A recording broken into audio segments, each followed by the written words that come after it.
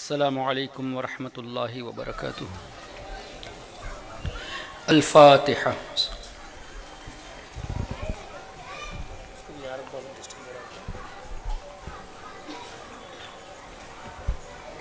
صلی اللہ علیہ وسلم۔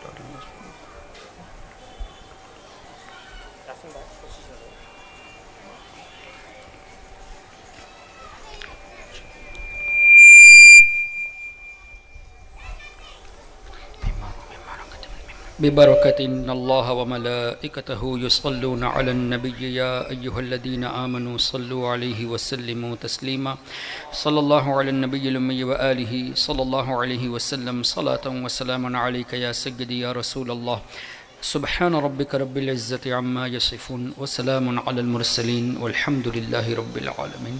نحمدہ ونصلی ونسلم علی رسولہ الکریم، اما بعد فاعوذ باللہ من الشیطان الرجیم۔ بسم اللہ الرحمن الرحیم۔ ان اللہ علی کل شیء قدیر۔ قال النبی محمد رسول اللہ صلی اللہ تعالی علیہ وسلم: المرء مع من احب، او کما قال علیہ الصلاۃ والسلام۔ صدق اللہ مولانا العظیم وصدق رسولہ النبی الامین الکریم، ونحن علی ذلک لمن الشاہدین والشاکرین، والحمد للہ رب العالمین۔ اللہ رب محمد صلی اللہ علیہ وسلم، نحن عباد محمد صلی اللہ علیہ وسلم، وعلی ذویہ وآلہ ابد الدہور وکرم۔ رب اشرح لی صدری ویسر لی امری واحلل عقدۃ من لسانی یفقہوا قولی۔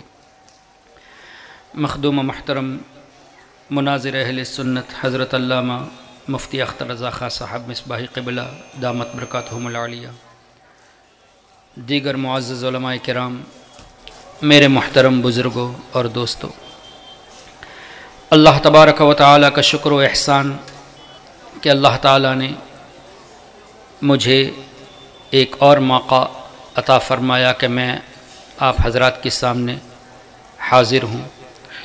اللہ تبارک و تعالیٰ سے دعا ہے کہ اللہ تعالیٰ مجھے اپنے حبیب صلی اللہ تعالیٰ علیہ وسلم کے صدقے میں حق کہنے کی توفیق عطا فرمائے۔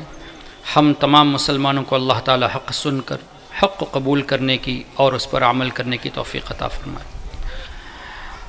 جیسا کہ آپ تمام حضرات بخوبی جانتے ہیں کہ میں سری لنکا سے آیا ہوں، اگرچہ میرے آبا و اجداد آپ کے اس ہندوستان کے ہیں۔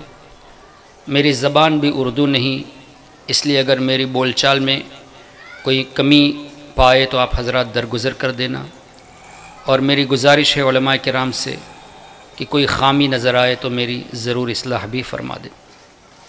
محترم حضرات، جو موضوع آج کے اس جلسے میں رکھا گیا ہے وہ توحید اور شرک ہے، اور اس پر ماشاءاللہ بہت اچھے انداز میں آسان لفظوں میں مفتی صاحب قبلہ نے آپ حضرات کے سامنے پیشکش کی۔ اللہ تعالی حضرت کے علم میں مزید برکتیں عطا فرمائے، اور ہم تمام سنیوں کو حضرت سے فیضیاب ہونے کی توفیق عطا فرمائے۔ معزز سامعین، یہ جو شرک کا فتویٰ لگتا ہے اس کی بنیادی وجہ یہ ہے کہ انہوں نے قرآن کریم کو نہ صحیح سمجھا اور نہ ہی حدیث پاک کو صحیح سمجھا، اور ہم الحمدللہ یہ ڈنکے کی چوٹ پہ کہتے ہیں، اس لیے کہ ہمیں امید رہتی ہے کہ ہماری اس گفتگو سننے کے لیے کچھ حضرات چپکے سے بیٹھے ہوئے ہوتے ہیں۔ ہم ان سے گزارش کرتے ہیں کہ آپ چپکے سے نہ سنیں بلکہ میدان میں آئیے۔ انشاءاللہ جو کچھ یہاں گفتگو ہوگی وہ قرآن اور حدیث کی روشنی میں ہوگی، اور آپ میں سے کوئی اس کو غلط ثابت کر دے ایک بھی حوالہ تو ہم انشاءاللہ رجوع کر لیں گے، اور اگر ایسا نہ ہو سکا تو ہم آپ سے گزارش کرتے ہیں کہ آپ توبہ کر کے سچے دل سے سنی بن جائیے۔ اور الحمدللہ غلام رضا نہ کبھی کسی سے ڈرتا ہے نہ میدان چھوڑ کے بھاگتا ہے، اس لیے ہماری یہ بھی گزارش ہے کہ آپ سامنے آئیں، ٹیبل ڈسکشن کریں، آمنے سامنے بیٹھ کر پولائٹلی گفتگو کریں گے اور اس کی ریکارڈنگ بھی کریں گے۔ جو بھی حوالہ یہاں پیش کیا جائے اس کو غلط ثابت کر دے یا سچے دل سے توبہ کر کے سنی بن جائیے. اور اگر اس وقت آپ مناسب نہیں سمجھتے گفتگو کرنے کے لیے تو ریکارڈنگ بھی ہو رہی ہے، بعد میں بھی آپ اگر چاہیں تو منتظمین سے رابطہ کریں اور انشاءاللہ ضرورت پڑے گی تو یہ اعلیٰ حضرت کا غلام خود آ جائے گا. اب آئیے گفتگو شروع کرتے ہیں. ہمارا دعویٰ یہ ہے کہ انہوں نے قرآن کو نہ صحیح سمجھا نہ حدیث پاک کو صحیح سمجھا. اب دعویٰ خالی نہیں ہوتا، اس کے لیے دلیل بھی ہونی چاہیے. تو ہم ایک ایک کر کے انشاءاللہ وقت کی مناسبت کے حساب سے پیش کرنے کی کوشش کریں گے. ہمارا موضوع ہے اللہ کی قدرت، the قدرت of Allah and the powers of the اولیاء اللہ. اللہ کی قدرت اور اللہ تعالیٰ کے نیک بندوں کی طاقت.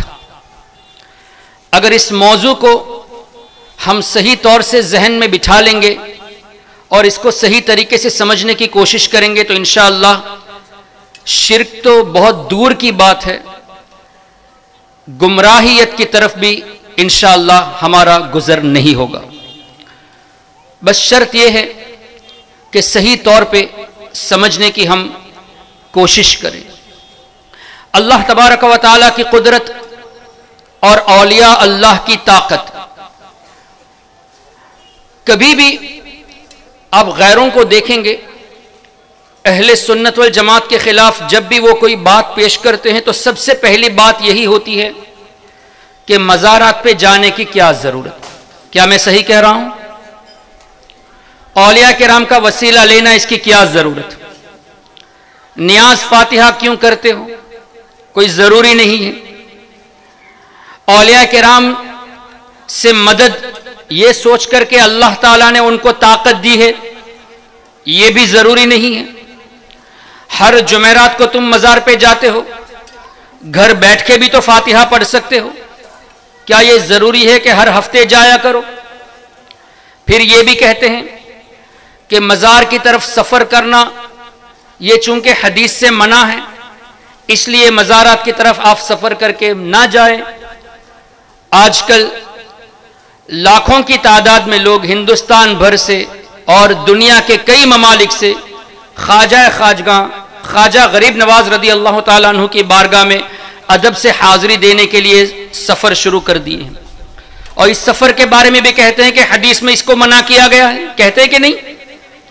اچھا، ہم آپ کو انشاءاللہ یہ دکھانے کی کوشش کریں گے جو حدیثیں یہ پیش کرتے ہیں کہ مزارات کی طرف سفر کرنا جائز نہیں ہے، اس حدیث پاک میں مزار کا لفظ ہے ہی نہیں. یہ اپنی طرف سے اس کو ایڈ کیا ہے. اور ایڈ کیوں کیا ہے؟ مقصد اولیاء کرام سے دور کرنا. اولیاء کرام سے دور کرنے کا مقصد کیا؟ قرآن کریم کی روشنی میں اور حدیث طیبہ کی روشنی میں اللہ کے نیک بندے یہ ایمان کی سیکیورٹی ہے. یا ایھا الذین آمنوا اتقوا اللہ وکونوا مع الصادقین، اے ایمان والو اللہ سے ڈرو اور سچوں کے ساتھ ہو جاؤ. ریمین ود the صالحین، بی ود the صالحین، بی ود the truthful. تو ایمان کو بچانے کے لیے اللہ کے نیک بندوں کے ساتھ رہیں گے تو انشاءاللہ ایمان بچ جائے گا. کیوں؟ اللہ نے ان کی حفاظت فرمائی ہے اور یہ بھی قرآن کریم سے ثابت ہے. اگر میں تفصیل پر جاؤں گا تو وقت اجازت نہیں دے گا، لیکن مختصراً جب اللہ تعالیٰ نے حضرت آدم علیہ السلام کے تعلق سے فرشتوں کو حکم دیا کہ آدم علیہ السلام کے لیے سجدے تعظیمی کیا جائے، سب نے سجدہ کیا. فسجد الملائکہ کلہم اجمعون. کس نے نہیں کیا؟ الا ابلیس. اللہ نے پوچھا ما منعک ان تسجد لما خلقت بیدی، اے ابلیس کس چیز نے تمہیں روکا کہ تو سجدہ نہیں کیا جس کو میں نے بنایا ہے؟ اس نے جواب دیا یا اللہ تو نے مجھے آگ سے پیدا کیا، ان کو مٹی سے بنایا. خلقتنی من نار وخلقتہ من طین انا خیر من، میں ان سے بہتر ہوں. اللہ نے فرمایا قال فخرج منها فانک رجیم، نکل جا یہاں سے، تو مردود ہے، ملعون ہے. اب ابلیس نے کہا انظرنی الی یوم یبعثون، یا اللہ قیامت تک تو مجھے مہلت دے دے، میرے لیے تو ہمیشہ کے لیے زندگی عطا کر دے. اللہ نے ارشاد فرمایا انک من المنظرین، जिंदगी दी गई एक हद तक। अब इब्लिस ने कहा फबिइज्जतिक, या अल्लाह तेरी इज्जत की कसम, लउग़वियन्नहुम अजमईन, मैं सबको गुमराह करूंगा। अल्लाह के सामने ये दावा कर रहा है कि या अल्लाह मैं सबको गुमराह करूंगा। लेकिन इब्लिस ने यह भी कह दिया इल्ला इबादक मिनहुमुल मुखलसीन, या अल्लाह मैं सबको गुमराह करूंगा तेरी इज्जत की कसम, I will mislead all the people, लेकिन या अल्लाह तेरे नेक बंदों को मैं गुमराह नहीं कर सकता। सबको गुमराह करूंगा, तेरे नेक बंदों को मैं गुमराह नहीं कर सकता।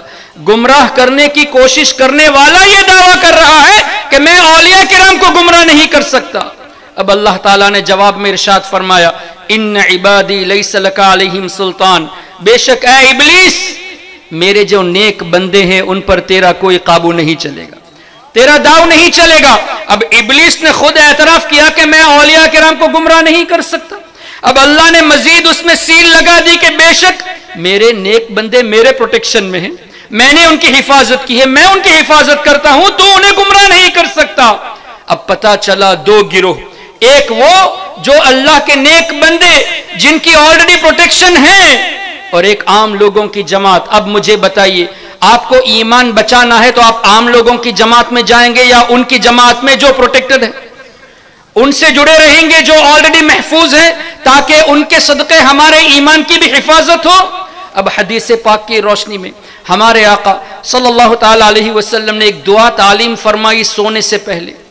बुखारी शरीफ में यह हदीस मज़कूर है, यह दुआ बुखारी शरीफ में है। जैसे एक दुआ तो यह है अल्लाहुम्मा बिस्मिका अमूतु व अहया, या अल्लाह तेरे नाम से मैं सोने जा रहा हूं, या अल्लाह मैं तेरे नाम से सोने जा रहा हूं। इसी तरह एक दुआ है बिस्मिका रब्बी वदअतु जंबी व बिका अरफअहु, या अल्लाह तेरे नाम से मैं सोने जा रहा हूं, और या अल्लाह मैं सुबह उठूंगा तो भी तेरे ही नाम से।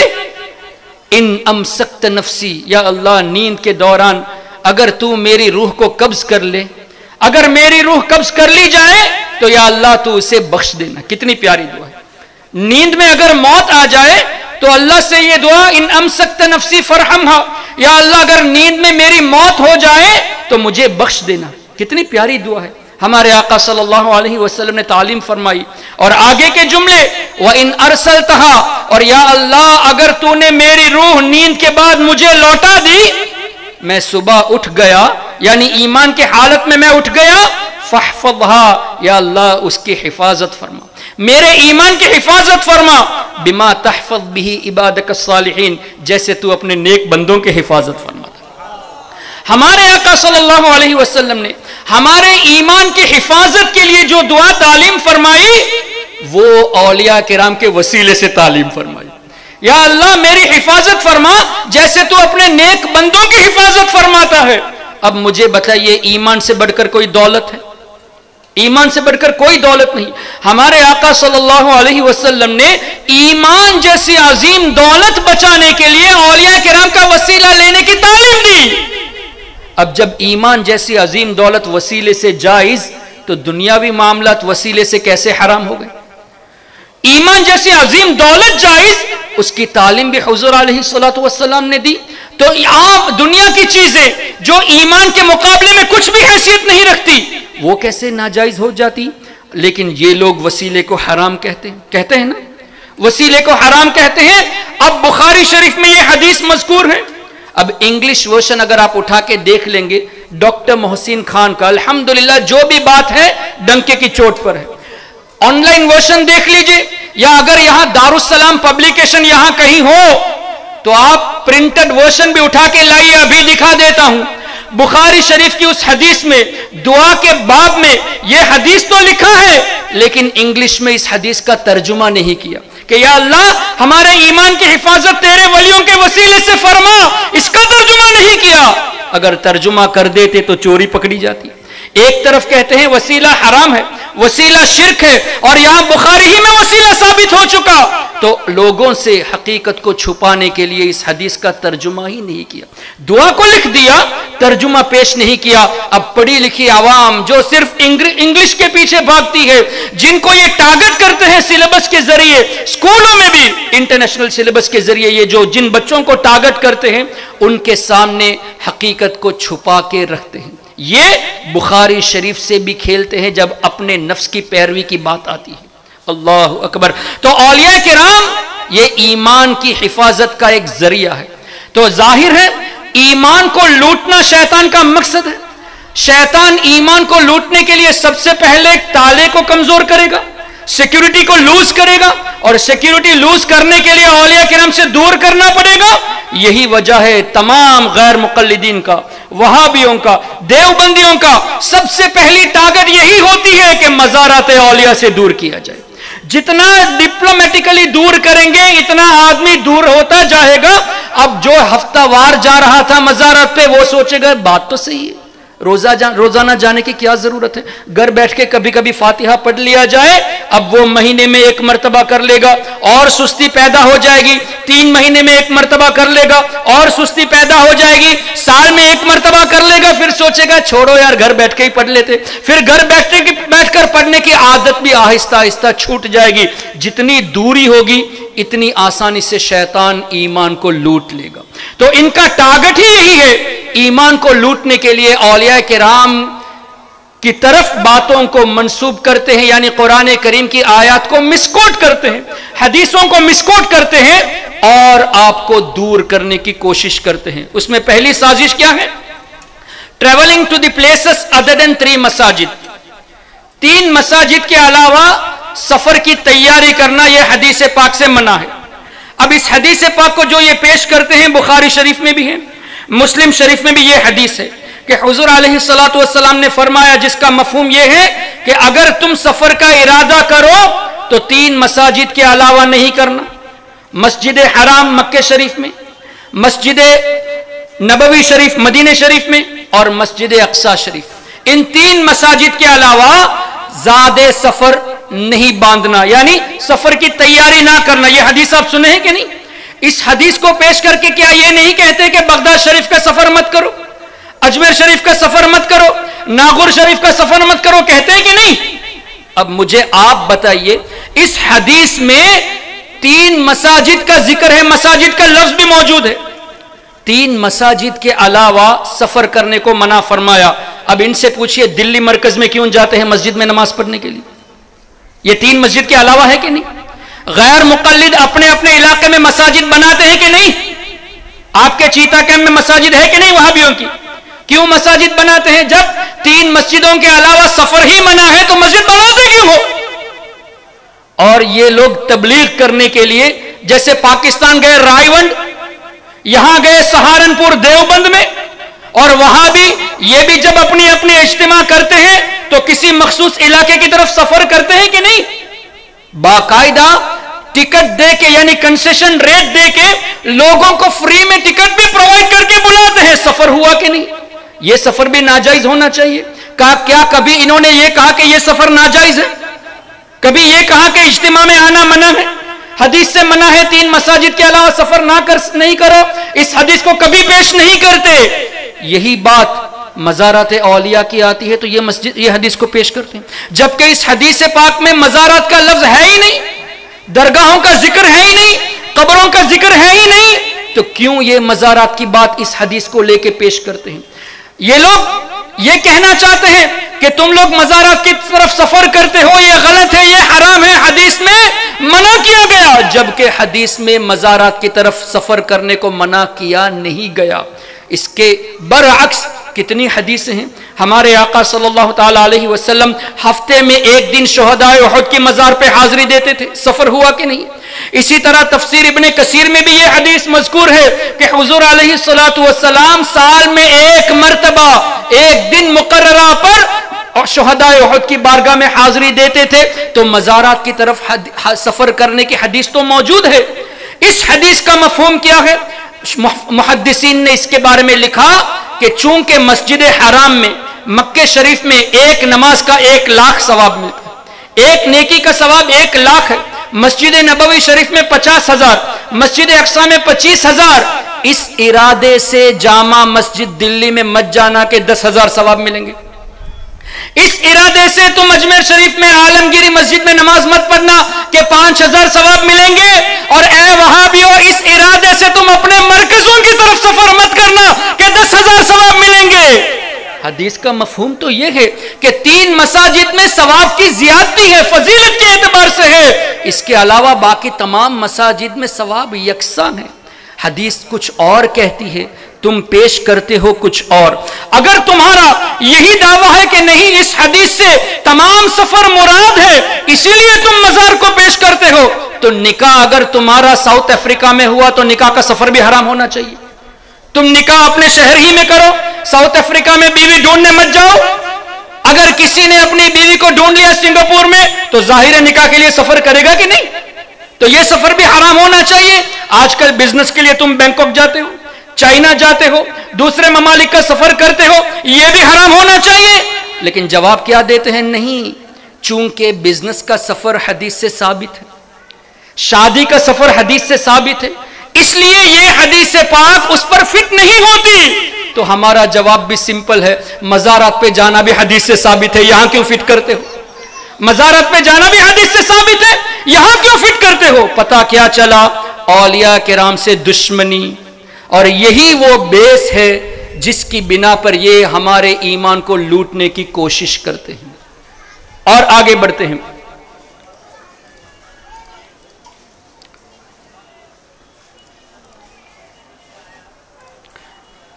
اینوئل کممریشن آف عرس، سالانہ عرس منانا، اس پر بھی کہتے ہیں کہ نہیں، عرس منانا یہ جائز نہیں ہے، عرس منانا یہ حرام ہے، اور بالخصوص غریب نواز کا عرس آتا ہے تو اور بھی پیٹ میں درد شروع ہو جاتا ہے، بہت تکلیف ہو جاتی ہے ان کو۔ آئیے حدیث پاک کی روشنی میں تفسیر ابن کثیر، یہ میں تفسیر ابن کثیر خاص کر اس لیے پیش کر رہا ہوں کہ غیر مقلد وہابی یہ اگر تفسیر پڑھتے ہیں تو زیادہ تر ابن کثیر ہی کو پڑھتے ہیں۔ اس کی وجہ کیا ہے؟ حافظ ابن کثیر یہ ان کے امام ابن تیمیہ کے سٹوڈنٹ تھے، ابن تیمیہ کے شاگرد ہیں حافظ ابن کثیر۔ یہی وجہ ہے کہ ابن کثیر یہ پیش کرتے ہیں، پبلش بھی کرتے ہیں، اور ترجمہ بھی کیا ہے تو ابن کثیر کا ترجمہ کیا ہے۔ لیکن اس میں کتنی چوری کی ہے وہ انشاءاللہ ہم کسی اور موقع پہ بتائیں گے۔ کتنی ایسی حدیثیں جو ہمارے عقائد کو ثابت کرتی ہے تفسیر ابن کثیر سے ثابت ہے، لیکن انگلش ورژن سے انہوں نے ان سب کو ہٹا دیا ہے۔ انشاءاللہ کبھی موقع ملا تو اس پر بھی گفتگو ہوگی۔ اور اس کے تعلق سے حافظ ابن کثیر نے اس حدیث پاک کو نقل کیا کہ اللہ کے رسول صلی اللہ تعالی علیہ وسلم کا یہ معمول تھا کہ حضور علیہ السلام سال میں ایک دن شہدائے احد کی بارگاہ میں حاضری دیتے تھے۔ فیقول لہم، اور ان سے یہ کہتے، سلام علیکم بما صبرتم فنعم عقبی الدار۔ سورہ رعد کی اس آیت کریمہ کے تحت سلام علیکم بما صبرتم فنعم عقبی الدار کے تحت یہ حدیث پاک حافظ ابن کثیر نے نقل کی کہ حضور علیہ السلام once a year he used to visit the shuhada of Uhud, the graves of the shuhada of Uhud۔ صرف اتنا ہی نہیں، حدیث کا اگلا جملہ وَقَذَا ابو بکر، اسی طرح حضرت ابو بکر صدیق رضی اللہ تعالیٰ عنہ بھی سال میں ایک مرتبہ حاضری دیتے تھے، وعمر، اسی طرح حضرت عمر ابن خطاب بھی حاضری دیتے تھے، وعثمان، اسی طرح حضرت عثمان ابن عفان بھی حاضری دیتے تھے۔ تو سال میں ایک مرتبہ دن کو فکس کر کے بزرگوں کی مزارات پہ حاضری دینا یہ نبی کی بھی سنت، حضرت ابو بکر صدیق کی بھی سنت، حضرت عمر کی بھی سنت، حضرت عثمان رضی اللہ تعالیٰ عنہ مجمعین کی بھی سنت۔ کتنا واضح ہے۔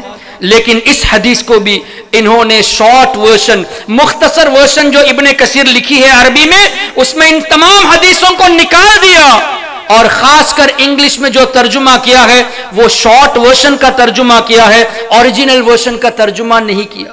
اب یہ جو کہتے ہیں کہ عرس منانا یہ حدیث سے ثابت نہیں جبکہ حدیث میں موجود ہے، تو ان کی بات کو سچی ثابت کرنے کے لیے نئی ورژن میں، نئے پبلشنگ میں ان تمام حدیثوں کو ہٹا دیا اور ترجمہ بھی ان حدیثوں کا نہیں کیا۔ اب دیکھیے اپنے امام کی کتابوں سے بھی یہ کھیلتے ہیں، اپنے امام کی لکھی ہوئی تفسیر سے بھی یہ کھیلتے ہیں۔ اب اسی حدیث پاک کو کتنے لوگوں نے نقل کیا؟ مصنف عبد الرزاق جو امام بخاری رضی اللہ تعالیٰ عنہ کے اساتذہ میں سے ہیں، امام عبد الرزاق رضی اللہ تعالیٰ عنہ نے اپنی مصنف میں بھی اس حدیث پاک کو نقل کیا۔ اور وہ کب کے امام ہیں؟ ہجری 211. ان کی وفات ہجری 211 میں ہوئی. That mean he is from the first 3 centuries. پہلے 3 صدی کے یہ بزرگ ہے، خیر القرون کے یہ بزرگ ہے. فرسٹ 3 century کے بزرگ کون؟ مصنف عبد الرزاق یعنی امام عبد الرزاق رضی اللہ تعالیٰ عنہ. اسی طرح تاریخ المدینہ لی ابن ابی شبہ، انہوں نے اپنی کتاب میں اس کو لکھا جو ہجری 262 میں وفات پائے. اسی طرح امام بیہقی رضی اللہ تعالیٰ عنہ نے اس حدیث پاک کو نقل کیا جو ہجری 458 میں وفات پائے. اسی طرح ابن جریر نے تفسیر طبری میں اس کو نقل کیا جو ہجری 310 میں وفات پائے. اور تفسیر کبیر میں امام فخر الدین رازی نے اس حدیث پاک کو نقل کیا. تفسیر نیشاپوری میں اس حدیث پاک کو نقل کیا. تفسیر الدر المنصور امام جلال الدین سیوطی رضی اللہ تعالیٰ عنہ نے اپنی تفسیر میں اس حدیث پاک کو نقل کیا. اسی طرح امام ابو سعود نے تفسیر ابی سعود میں اس حدیث کو نقل کیا، اور امام آلوسی نے اپنی تفسیر میں اس حدیث کو نقل کیا. اسی طرح امام قرطبی نے اپنی تفسیر میں اس حدیث پاک کو نقل فرمایا. اب کتنے ریفرنسز یہاں دیے گئے؟ ایک ریفرنس نہیں، صرف ابن کثیر کا ریفرنس نہیں، پہلے 3 صدی کے بزرگوں کا ریفرنس بھی موجود ہے، کئی مفسرین کا ریفرنس بھی موجود ہے. اس کا مطلب اس پر اجماع تھا کہ سال میں 1 مرتبہ مزارات پہ حاضری دینا یہ صحیح ہے، اور حضور علیہ السلام کی سنت سے ثابت ہے، حدیث سے ثابت ہے. صرف حضور علیہ السلام کی سنت نہیں، خلفائے راشدین کی بھی سنت ہے. اور یہ لوگ کہتے ہیں کہ عرس منانا حرام ہے. اب مجھے بتائیے عرس منانے والے صحابہ کے طریقے پر ہیں یا نہیں؟ عرس منانے والے صحابہ کے طریقے پر ہیں نا. اور جو انکار کرتے ہیں اگرچہ وہ یہ دعویٰ کرتے ہیں کہ ہم قرآن و حدیث پہ عمل کرنے والے ہیں، حقیقت یہ ہے کہ حدیث سے ان کا کوئی تعلق نہیں. وہ یہ کہتے ہیں کہ ہم وہ کام کریں گے جو صحابہ نے کیا، جو صحابہ نے نہیں کیا وہ نہیں کریں گے. صحابہ نے سال میں 1 مرتبہ حاضری دی ہے، یہ لوگ کہتے ہیں کہ نہیں دی. جھوٹے یہ لوگ ثابت ہوئے. خود کہتے ہیں کہ ہم قرآن اور حدیث پہ عامل ہیں، ہم قرآن حدیث کے علاوہ کوئی بات نہیں کرتے، جبکہ ان کے فعل سے یہ ثابت ہے کہ یہ حدیث پر عمل کرنے والے نہیں ہیں اور نہ ہی صحابہ کرام کے طریقے پر عمل کرنے والے ہیں. الحمدللہ ہم سنی مسلمان صحابہ کرام کے طریقے پہ عمل کرنے والے ہیں. اور ناجی فرقہ بھی وہی ہے، ما انا علیہ واصحابی. ہمارے آقا صلی اللہ علیہ وسلم نے ارشاد فرمایا وہ فرقہ جنت میں جائے گا جس عقیدے پر میں ہوں اور جس پر میرے صحابہ ہیں. تو جو اس عقیدے پر ہوگا وہ جنت میں جائے گا. صحابہ کے عقائد سے، صحابہ کے پریکٹسز سے یہ ثابت ہو گیا کہ سال میں 1 مرتبہ خاص کر حاضری دینا. ویسے تو حاضری دیتے تھے، ونس اے ایئر اسپیسیفکلی حاضری دینا یہ بھی حدیث پاک کی روشنی میں واضح طور سے ہمیں ملتا ہے. اور اس حدیث پاک کو کئی بزرگوں نے اپنی اپنی کتابوں میں نقل کیا. لیکن یہ وہابی، یہ غیر مقلد آپ کے سامنے یہ کہتے ہیں کہ یہ حدیث ضعیف اور موضوع ہے، اس طرح کی کوئی حدیث نہیں ہے. اس کا مطلب جتنے اکابرین نے اس حدیث کو نقل کیا سب کو یہ مشرک کہنے پر تلے ہوئے، سب کو یہ بدعات پر عمل کرنے پر تلے ہوئے، کہنے پر تلے ہوئے ہیں کہ وہ سب بدعاتی تھے، وہ سب کے سب مشرک تھے.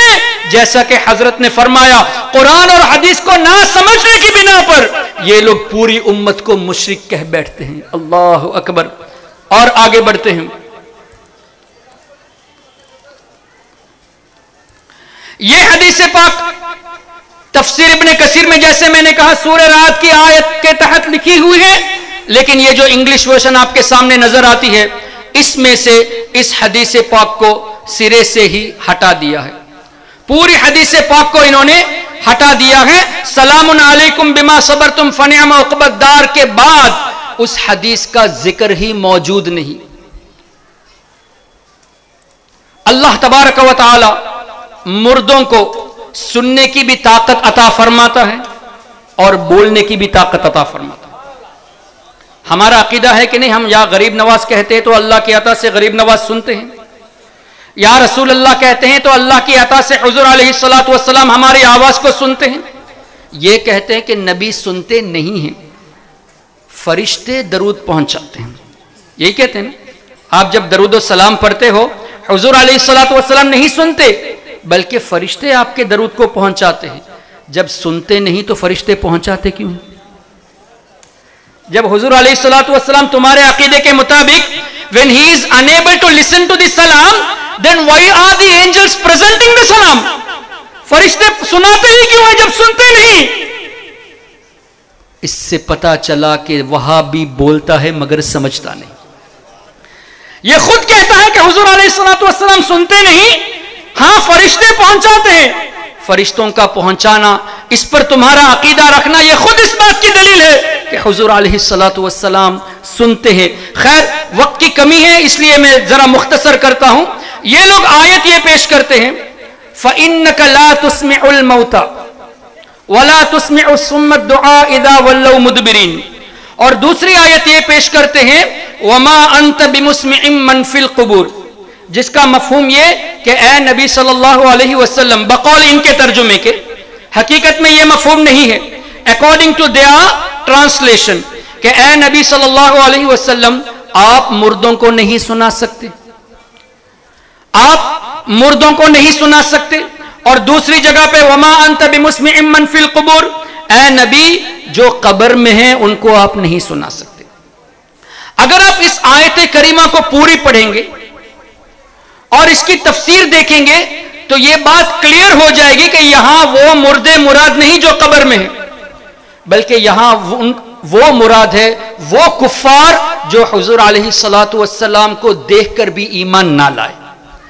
حضور علیہ الصلوۃ والسلام کو دیکھ کر بھی جو ایمان نہ لائے، یعنی حقیقت سے آگاہ ہونے کے بعد بھی جو ایمان نہ لائے، وہ کفار مراد ہے. ان کو اللہ نے مردہ کہا. ختم اللہ علی قلوبہم وعلی سمعہم وعلی ابصارہم، اللہ نے ان کے سینوں میں مہر لگا دی ہے. اللہ has sealed their hearts, sealed their eyes, sealed their ears. اب حق بات سن کر بھی قبول نہیں کرتے، حق بات دیکھ کر بھی قبول نہیں کرتے، تو یہاں کفار مراد ہیں. اور یہ میں نہیں کہتا، ان کے امام حافظ ابن کثیر نے بھی یہی لکھا ہے کہ یہاں کفار مراد ہے. لیکن یہ آپ کے سامنے کیا پیش کرتے ہیں؟ اللہ نے قرآن کریم میں ارشاد فرمایا وما انت بمسمع من فی القبور، اے حبیب صلی اللہ علیہ وسلم آپ مردوں کو نہیں سنا سکتے. اب کوئی مجھ پر یہ اعتراض کر سکتا ہے ہم نے کبھی ایسا کہا نہیں، آپ جھوٹ بولتے ہو، ہم نے یہ نہیں کہا. تو آئیے دلیل کے طور پہ ایک کلپ ہم آپ کو سنا دیتے ہیں. لعن اللہ الیہود. Can deaf people hear? Because in Quran in Quran it is deaf people can't hear. They can't. Allah says إنك لا تسمع الموتى. وہی آیت ہے نا. And he said that ayah وما أنت بمسمع من في القبور. You don't make the dead hear and you cannot make those in the grave hear. An exception to that is two exceptions. If you go back to the lecture Tawassul, this was elaborated on, but the two exceptions are the dead of Badr among the kuffar of Quraysh whom the Prophet ﷺ spoke to, and that's why the Sahaba were shocked how he is speaking to them, because they learned from the Quran that you cannot. He made an exception, as Aisha explained, that only during that time Allah made them hear, just so that they would be reprimanded. And the other exception is that the person who was buried, he hears the footsteps of people as they are. یہ کیا کہنا چاہ رہا ہے؟ سوال یہ ہوا کہ کیا مردے سنتے ہیں؟ اس نے کہا نہیں سنتے. آیت وہی پیش کی انک لا تسمع الموتى اور وما انت بمسمع من فی القبور، لیکن اس نے اس کا نام ہے ابو مصعب وجدی عکاری. یہ پہلے مسلمان تھا پھر بدھسٹ ہو گیا تھا، بدھسٹ ہونے کے بعد دوبارہ اب وہابی ہو گیا. ابو مصعب وجدی عکاری یہ انگلش میں نوجوانوں کے درمیان بہت مشہور ہے، اور میں الحمدللہ اس کو ڈائریکٹ کمیونیکیٹ اس سے کیا ایک شخص کے ذریعے. اس نے جب کہا کہ وسیلہ حرام ہے، میں نے کہا کہ ہم آپ سے ڈسکس کرنا چاہتے ہیں، تو پہلے یہ کہا کہ ٹھیک ہے ہم ڈسکشن کے لیے ریڈی ہیں لیکن ریکارڈنگ نہیں کریں گے. ہم نے کہا کہ بھائی ڈسکشن کے لیے ریڈی ہو تو ریکارڈنگ کیوں نہیں کریں گے؟ مقصد تو یہی ہے کہ تم نے جو غلط انٹرپریٹیشن کیا ہے وہ عوام کو دکھانا ہے کہ تم نے غلطی کی ہے.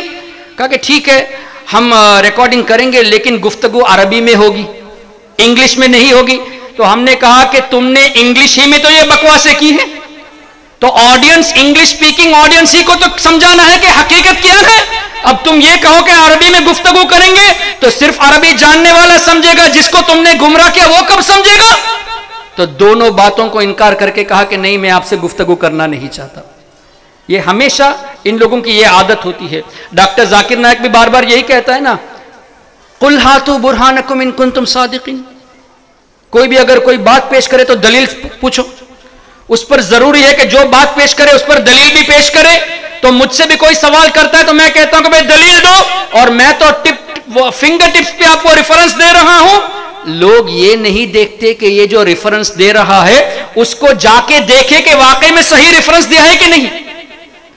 اس کے کہنے پر, اس کے کہنے کے انداز پر لوگ محو ہو جاتے کہ یار چیپٹر نمبر بتا دیا, پیج نمبر بتا دیا, سطر نمبر بتا دیا, واقعی میں کیا میموری ہے, بس اسی کی طرف مائل ہوئے. یہ نہیں دیکھا کہ جو بات کہی وہ صحیح ہے کہ نہیں. یہی وجہ تھی کہ ہم نے سوال کیا کہ ڈاکٹر صاحب آپ نے کہا کہ 25 سے زائد آیتیں ہیں قرآن میں کہ وسیلہ حرام ہے, ایک آیت تو دکھا دیجئے. اس لیے کہ الحمدللہ ہمیں معلوم ہے علماء کی جوتیوں کے صدقے میں کہ قرآن میں وَابْتَغُوا إِلَيْهِ الْوَسِيلَةَ تو ہے, لَا تَبْتَغُوا والی کوئی آیت نہیں ہے. وسیلہ لینے پر تو آیتیں ہیں, نہ لینے پر کوئی آیت نہیں ہے. تو جواب نہیں دے پائے. کہا کہ میں آپ کو ای میل کے ذریعے جواب دوں گا. 4.5 سال ہو گئے, ابھی تک کوئی جواب نہیں آیا اور نہ ہی قیامت تک کوئی جواب آئے گا. اور ہم نے پہلے بھی یہاں چیتا کیمپ میں کہا ہے, بمبئی میں بھی کہا ہے, کیرلا میں بھی کہا ہے, اب بھی کہہ دیتے ہیں. یہاں کوئی ذاکر نائک کا ماننے والا ہو تو برائے مہربانی اس سے یہ آپ ریکویسٹ کریں کہ حافظ احسان کے سوال کا جواب دے دو.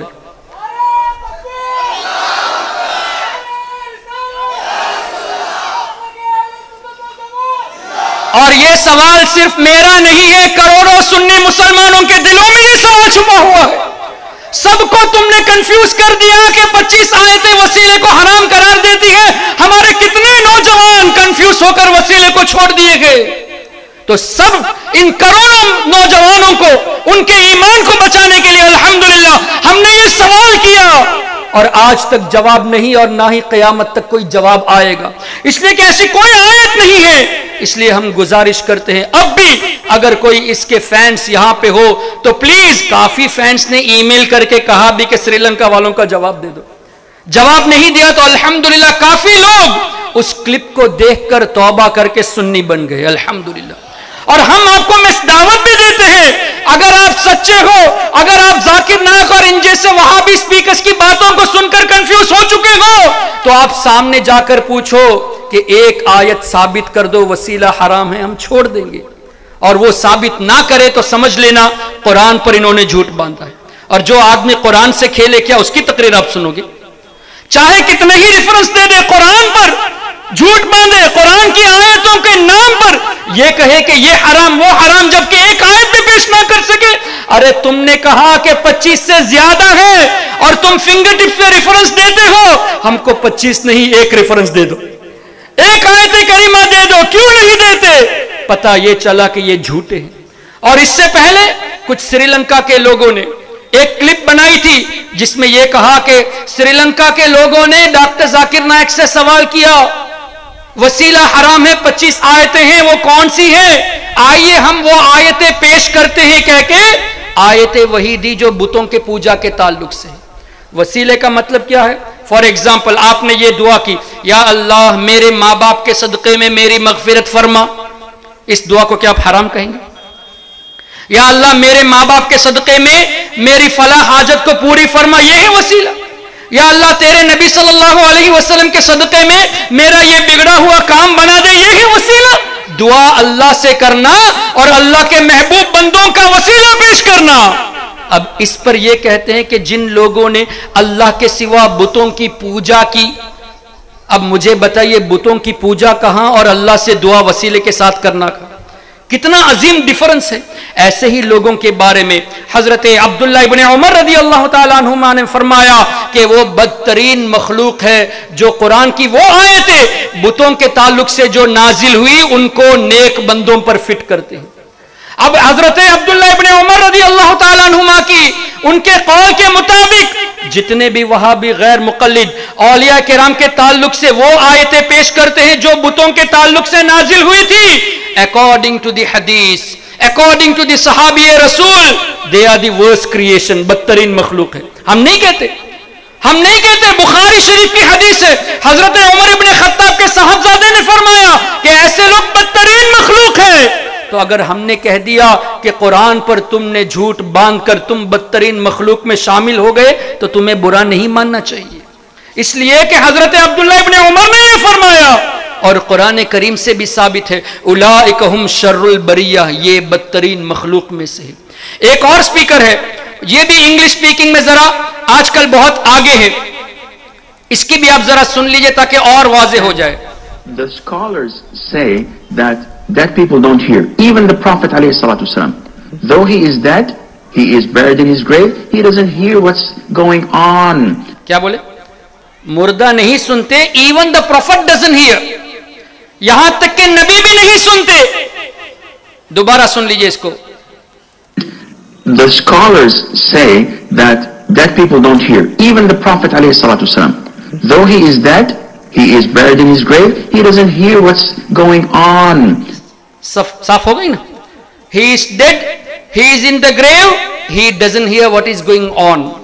اچھا, اس سے پہلے جو کلپ ہم نے پیش کی, ابو مصعب وجدی عکاری نے یہ کہا کہ مردے سنتے نہیں, وما انت بمسمع من فی القبور ہے, لیکن دو موقع ایسے ہیں کہ جہاں مردے سنتے. پہلے تو یہ کہا کہ مردے سنتے نہیں, پھر اسی میں یہ کہتے there are two occasions. ایک یہ کہ حضرت سرکار صلی اللہ علیہ وسلم نے جنگ بدر کے بعد کفار مکہ سے جن کی لاشیں تھی ان سے گفتگو کی, اس موقع پر مردے سنے تھے, اس کے علاوہ نہیں سنتے. اور دوسری, جب آپ مردے کو دفن کر کے جاتے ہو تو آپ کی جوتیوں کی آواز مردہ سنتا ہے. اب خود کہتے ہو کہ مردہ نہیں سنتا, یہ بھی کہتے ہو کہ جوتیوں کی آواز کو سنتا ہے. ایک طرف تو یہ کہتے ہو کہ قرآن میں مردہ نہیں سنتا, حتیٰ کہ نبی بھی نہیں سنتے, لیکن اس بات کو قبول کرتے ہو کہ اوپر سے چلنے والے کی جوتیوں کی آواز مردہ سن لیتا ہے. کیا کبھی اس پر آپ نے غور کیا کہ یہاں انہو لا یسمع قرآن علیہم کیوں فرمایا گیا؟ اس میں کیا حکمت ہے کہ مردہ جوتیوں کی آواز یقیناً سنتا ہے, جوتیوں کی آواز بہت باریک ہوتی ہے. ارے مطلب یہ ہے جب باریک سے باریک آواز سن سکتا ہے تو قبر کے پاس رہ کر آواز دو تو کیوں نہیں سنے گا؟ حدیث کا وزڈم یہ لوگ سمجھنے سے قاصر ہے. کیوں؟ اس لیے کہ حب نبی ان کے دلوں میں نہیں, حب صحابہ حب اہل بیت ان کے دلوں میں نہیں ہے. اب میں یہ کہنا چاہتا ہوں, ایک طرف تم یہ کہتے ہو کہ مردہ نہیں سنتا, دوسری طرف یہ کہتے ہو کہ نہیں صرف جوتیوں کی آواز کو سنتا ہے, مطلب سننا ثابت, سننا تم بھی مانتے ہو. اب ہم جب اعتراض کرتے ہیں کہ ایسے کیسے ہو سکتا ہے کہ مردہ سنتا نہیں اور جوتیوں کی آواز سنتا ہے, تو جواب کیا دیتے ہیں؟ نہیں, اللہ نے وہاں سننے کی ان کو طاقت دی. یعنی ویسے نہیں سنتا, اللہ سناتا ہے, اللہ نے سننے کی طاقت دی. اب مجھے بتائیے, آپ نے اگر یا غوث اعظم کا نعرہ لگایا تو آپ کا عقیدہ کیا ہے؟ غوث اعظم اللہ کی عطا کے بغیر سنتے ہیں یا اللہ کی عطا سے سنتے ہیں؟ آپ نے یا رسول اللہ کہا تو حضور علیہ الصلوۃ والسلام اللہ کی عطا کے بغیر سنتے ہیں, اللہ کی عطا سے سنتے ہیں. ہمارا عقیدہ بھی تو وہی ہے. اور اس آیت کریمہ میں جو یہ پیش کرتے ہیں وما انت بمسمع من فی القبور, اے نبی تم مردوں کو نہیں سنا سکتے, کبھی بھی یہ آیتیں پیش کرے تو ان سے کہیے کہ پوری آیت پڑھو. جس دن پوری آیت پڑھیں گے, سمجھ کر پڑھیں گے, تو ان کو قبول کرنا پڑے گا کہ یہ غلطی پر ہے. اگر یہ جان بوجھ کر تب بھی قبول نہیں کرتے تو مطلب یہ ایڈمنٹ ہے, یہ ضدی ہے. جب یہ ایسے ضدی ہو جائے تو ایسے ہی لوگوں کے بارے میں فرمایا کہ ان سے سلام مت کرو, ان سے بات مت کرو, ان سے شادی بیاہ مت کرو, ان کے ساتھ کھانا نہ کھاؤ. صحیح ہے نظرت؟ ایسے لوگ جو ایڈمنٹ رہتے ہیں, حق بات کو سمجھنے کے بعد بھی یہ ضدی ہوتے ہیں, ان سے دور رہنے کا حکم ہے. اب آیت پوری پڑھنے کو کہیں گے تو ان کو پڑھنا پڑے گا وما یستوی الاعمی والبصیر ان اللہ یسمع من یشاء وما انت بمسمع من فی القبور ان اللہ یسمع من یشاء پہلے ہے, یعنی بے شک اللہ جسے چاہتا ہے سناتا ہے. وما انت بمسمع من فی القبور, آپ اپنے طور سے نہیں سنا سکتے. ان کے ترجمے کے مطابق اگر یہاں واقعی میں مردہ ہی مراد لے جو قبر میں ہے تب بھی ہمارا عقیدہ ثابت ہے, جبکہ یہ آیت کریمہ تو ان کفار کے تعلق سے ہے جو ایمان نہ لائے. اگر for the sake of argument یہی مراد ہے کہ مردہ نہیں سنتا. تو اس آیت سے پہلے اسی آیت کا اگلا جملہ ان اللہ یسمع من یشاء، بے شک اللہ جسے چاہتا ہے سناتا ہے. ہمارا عقیدہ بھی وہی ہے کہ سننے کی طاقت اللہ نے دی ہے. تو اگر ہم یہ کہتے ہیں کہ اللہ نے سننے کی طاقت دی ہے تو عقیدہ تو صاف ہے. ہم نے یہ کبھی نہیں کہا کہ غوث اعظم اللہ کی طاقت کے بغیر سنتے ہیں، کبھی یہ نہیں کہا.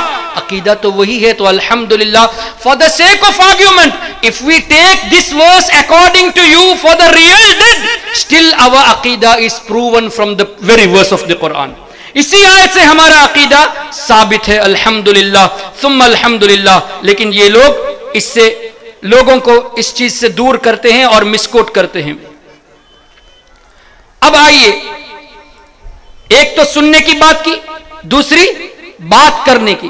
حضور علیہ الصلوۃ والسلام نے ارشاد فرمایا جو مسلمان اپنے کسی بھائی کی قبر پر جاتا ہے اور وہاں جا کر سلام کرتا ہے، وہاں بیٹھتا ہے، مردہ سلام سنتا بھی ہے، جواب بھی دیتا ہے، اور جب تک بیٹھا رہتا ہے مردہ سکون بھی پاتا ہے. کسی بھائی کی قبر پہ جا کر آپ سلام کرو تو مردہ سنتا بھی ہے اور سلام کا جواب بھی دیتا ہے، اور تمہارے بیٹھنے سے اس کو تسکین بھی ہوتی ہے، سکون بھی ملتا ہے. مجھے بتائیے سکون ملنے کے لیے زندگی کا ہونا ضروری ہے کہ نہیں؟ اور سلام کا جواب دینے کے لیے سلام کا سننا ضروری ہے. تو سننا بھی ثابت ہوا، جواب دینا بھی ثابت ہوا. تم کہتے ہو کہ قرآن کریم میں مردہ نہیں سنتے، یہاں حضور علیہ الصلوۃ والسلام نے فرمایا صرف سنتے نہیں جواب بھی دیتے ہو. اب قرآن کو تم زیادہ سمجھے یا اللہ کے حبیب نے زیادہ سمجھا؟ حضور علیہ الصلوۃ والسلام یہ فرما رہے ہیں اور تم ایسے منافق ہو کہ تو ایک طرف کہتے ہو کہ مردہ نہیں سنتے، دوسری طرف یہ کہتے ہو قبرستان پہ جاؤ تو السلام علیکم یا اہل القبور کہو. کیا مطلب؟ اے قبر والو تم سب پر سلامتی ہو، پیس بی اپون یو. اب دل سے بتائیے السلام علیکم کا مطلب قبر والوں پر سلام ہے یا اے قبر والو تم پر سلام ہے؟ تم پر سلام ہے. Peace be upon you. So you are communicating directly with the person who is in the grave. مردے سے ڈائریکٹ کمیونیکیٹ کرتے ہو کہ اے مردو، اے قبر میں رہنے والوں تم پر سلام. ارے بقول حضرت علامہ مشتاق احمد نظامی علیہ الرحمہ، دیوبندی بولتا ہے مگر سمجھتا نہیں. بات اصل میں یہی ہے. تم کہتے ہو کہ یا رسول اللہ کہنا یہ شرک ہے، اور تمام مردوں کو ایک ساتھ یا کہہ کر پکارتے ہو، یہ شرک نہیں. اپنے اسٹوڈنٹس کو تعلیم بھی دیتے ہو، اپنی کتابوں میں لکھتے بھی ہو کہ قبرستان پہ جاؤ تو السلام علیکم یا اہل القبور کہو. ایک قبرستان میں 1,00,000 مردے ہوں تو لاکھوں کو یا کہہ کے پکارتے ہو، یہ شرک نہیں. اور جن کے صدقے میں اللہ نے پوری کائنات بنائی ان کو یا کہہ کے پکارنا شرک ہے. یہ کہاں کا انصاف ہے؟ پھر ڈائریکٹ کمیونیکیٹ میں السلام علیکم بھی کہتے ہو. اتنا ہی نہیں، آگے کیا ہے؟ یغفر اللہ لنا ولکم، اللہ تمہاری بھی مغفرت فرمائے ہماری بھی مغفرت فرمائے. یہ کیوں نہیں کہتے کہ اللہ ان کی مغفرت فرمائے اور ہماری مغفرت فرمائے؟ یہ کیوں کہتے ہو کہ اللہ تمہاری مغفرت فرمائے؟ کیوں مردوں سے ڈائریکٹ کمیونیکیٹ کرتے ہو اور آگے کہتے ہو وَإِنَّا إِن شَاءَ اللَّهُ بِكُمْ لَاحِقٌ، انشاءاللہ ہم ان قریب تم سے آ کے ملنے والے ہیں. ملا مردوں سے جاتا ہے یا زندوں سے جاتا ہے؟ ایک طرف یہ کہتے ہیں کہ مردہ مرنے کے بعد ایک دم ختم ہو گیا، کوئی طاقت نہیں ہے، دوسری طرف ان کو سلام بھی ڈائریکٹ کرتے ہو، یا کہہ کے بھی پکارتے ہو اللہ تمہاری بخشش فرمائے یہ بھی کہتے ہو، اور ہم تم سے آ کے ملنے والے ہیں یہ بھی کہتے ہو. کچھ دن پہلے الحمدللہ مدینہ شریف کی حاضری کے موقع پر 2 برطانیہ کے سٹوڈنٹس، یو کے 2 سٹوڈنٹس تھے. اس میں سے ایک نے مجھے مسجد نبوی شریف میں دیکھ لیا. میں مغرب کی اذان سے پہلے حاضری دے کر باہر جا رہا تھا، اس لیے کہ ہم الحمدللہ جو کچھ بھی ہے ڈنکے کی چوٹ پہ کہتے ہیں، وہابیوں کے پیچھے نماز نہیں پڑھتے. اور تم ایسے منافق ہو، ہم کو مشرک بھی کہتے ہو، ہمارے پیچھے نماز بھی پڑھتے ہو. ایک طرف ہم کو مشرک کہتے ہو، کافر کہتے ہو، اور ہمارے پیچھے نماز بھی پڑھتے ہو. ہم تم کو اگر وہابی کہتے ہیں تمہارے عقیدے کے مطابق، تو ہم ایسے پکے ہیں الحمدللہ ہمارے ایمان میں کہ تمہارے پیچھے نماز بھی ہم نہیں پڑھتے. میں نکل رہا تھا، وہ آ رہا تھا، مجھ سے دیکھے کہا آر یو حافظ احسان فرام سری لنکا؟ میں نے کہا جی الحمدللہ. I had texted you sometime before, میں نے کچھ دن پہلے آپ کو میسیج کیا تھا فیس بک میں, I want to have a discussion with you, آپ سے کچھ گفتگو کرنا چاہتا ہوں. میں کہا ٹھیک ہے کریں گے. تو یہ دو لڑکے جو مدینہ یونیورسٹی میں پڑھتے ہیں, مدینہ شریف میں مجھ سے کہا ڈسکشن کرنا ہے. ایک ٹائم فکس کیا, الحمدللہ گنبد خضرا کے سائے میں ہم لوگ بیٹھ کے گفتگو کے لیے تیار ہوئے. گفتگو کے دوران اس نے سب سے پہلی بات یہی کہی کہ حضور علیہ السلام معاذ اللہ مر گئے ہیں, اب ہماری آواز کو نہیں سنتے, اور آیت بھی یہی پیش کی. میں نے کہا کہ تم تفسیر میں ابن کثیر کو مانتے ہو؟ کہا ہاں مانتا ہوں.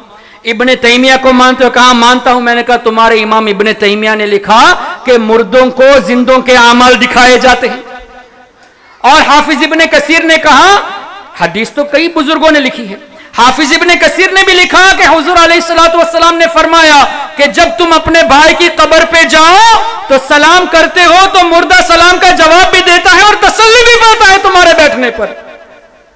پھر میں نے یہ کہا کہ تم یونیورسٹی میں یہاں پڑھتے ہو, تم نے کبھی پڑھا ہے مسجد نبوی شریف کے سامنے جو جنت البقیع شریف ہے قبرستان, وہاں جاتے ہو تو کون سی دعا پڑھتے ہو؟ کہا کہ السلام علیکم یا اہل القبور پڑھتے ہیں.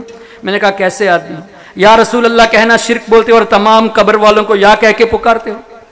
پھر میں نے کہا کہ اور کیا کہتے ہو؟ یہی بات, اللہ تمہاری بھی بخشش فرمائے ہماری بھی بخشش فرمائے, ہم عنقریب آ کے تم سے ملنے والے ہیں. میں نے کہا کہ عام مردوں سے بات تم کرتے ہو, یہ قبول کرتے ہو کہ مردہ سنتا ہے, یہ بھی قبول کرتے ہو کہ تم ان سے جا کے ملنے والے ہو, یہ بھی قبول کرتے ہو کہ یہ مردہ سلام کا جواب بھی دیتا ہے. کیسے مسلمان ہو جس نبی کا کلمہ پڑھنے والا قبر میں سن بھی سکتا ہے, جواب بھی دے سکتا ہے, لیکن نبی نہیں سن سکتے؟ What a shame on you! You claim that the Muslims can hear, but the one who became Muslim because of Nabi sallallahu alaihi wasallam, he cannot hear. یہ کہاں کا انصاف ہے؟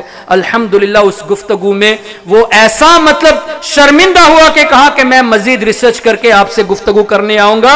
6 مہینے ہو گئے, ابھی تک اس کا بھی کوئی پتہ نہیں, اور انشاءاللہ قیامت تک یہ نہیں آئیں گے. ایک راستہ ہے کہ اپنی غلطی کو قبول کر کے توبہ کر لے اور سنی بن جائے, اس کے علاوہ بچنے کا اور کوئی راستہ نہیں ہے. تو حافظ ابن کثیر نے اس حدیث پاک کو نقل کیا, اور اس حدیث پاک کو ابن ابی الدنیا جو 281 ہجری کے ہیں انہوں نے بھی لکھا. الاستذکار امام ابن عبد البر مالکی ہجری 463 انہوں نے بھی لکھا. امام غزالی رضی اللہ تعالیٰ ہجری 505 میں وفات پائے, انہوں نے بھی اس حدیث پاک کو لکھا کہ مردہ نہ صرف سنتا ہے بلکہ کلام بھی کرتا ہے, جواب بھی دیتا ہے اور تسلی بھی پاتا ہے. اور ابن تیمیہ, ان کا امام ہے نا ابن تیمیہ, ابن تیمیہ نے اپنی کتاب اقتداء الصراط المستقیم میں بھی لکھا, منہاج السنہ میں بھی لکھا, اور فتاوی مجموعہ الفتاوی میں بھی لکھا. اپنی 3 کتابوں میں حافظ ابن تیمیہ نے ان حدیثوں کو نقل کیا.